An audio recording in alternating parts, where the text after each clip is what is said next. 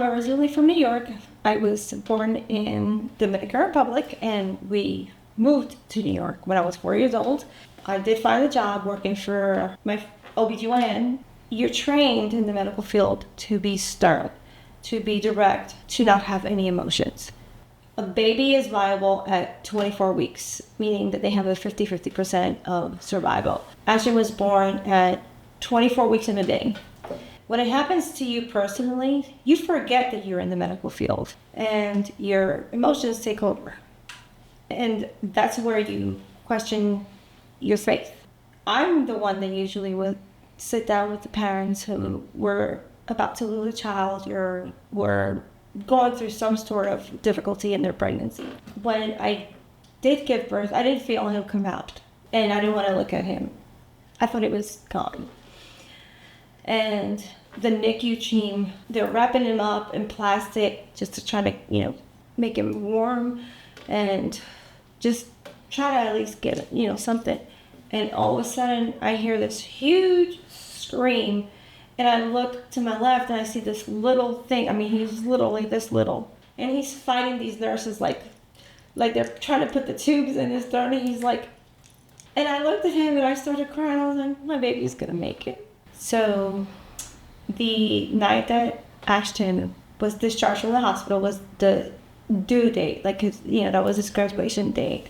I had to take classes on how to administer the oxygen because he came home on oxygen. He had a tank about this tall.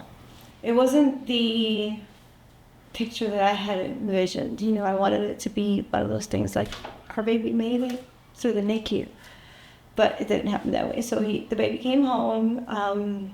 Shortly after that, I started undergoing verbal abuse because he was a preemie.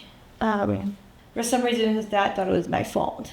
With him coming home, with the oxygen and the nurses coming in and me not being able to work, he couldn't handle it, so he left. And that was really, really, really, really hard for me because I didn't know what to do.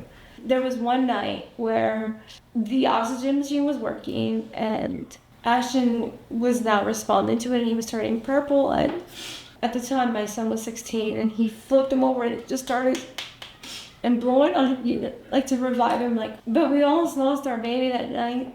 Ashton was 2.5 years old, and we started showing, signs of regression because he wasn't doing the things. He wasn't meeting milestones. He wasn't talking. He wasn't eating. He wasn't doing things, and I was just not going to give up on him. And what I thought was going to be a situation where, yes, my little boy is going to reach a certain age, and I'm going to put him in daycare. I'm going to go back to work. Didn't turn out to be that way. So that's kind of when I started to evaluate or reevaluate what am I gonna do here? Because I didn't have child support. His dad was not helping us. So I took my candle hobby and I just took Ashton with me and with our little portable oxygen tank and everything, and just kind of started just passing out samples everywhere, and we landed a spot in a McKinney store that was just opening up. 24 hours after that, she's like, everyone wants them. And that's how my side business kind of started growing. But at the same time, I was taking care of Ash.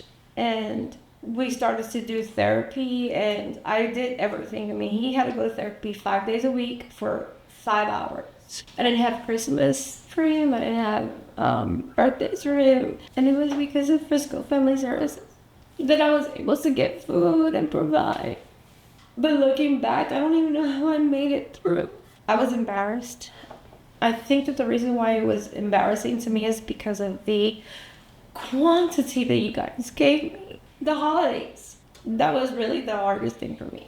There was one year that I was part of the holiday, program, and he got his first bike. He was so happy. And I took the bike to his therapy center, and they were working with him, and that's how he learned how to ride a bike. He's a fighter, and he wants to be a doctor, and the doctors that I worked for adore him and have gifted him with real medical equipment.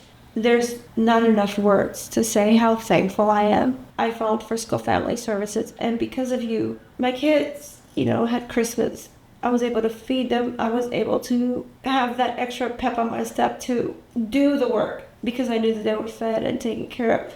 It's just about knowing that someone is going to be behind you no matter what. And that is really what helped me start believing in myself again. Finding the support and the love from Frisco Family Services is honestly what kept me going. Had I not had the support from Frisco Family Services, I probably would not be here today.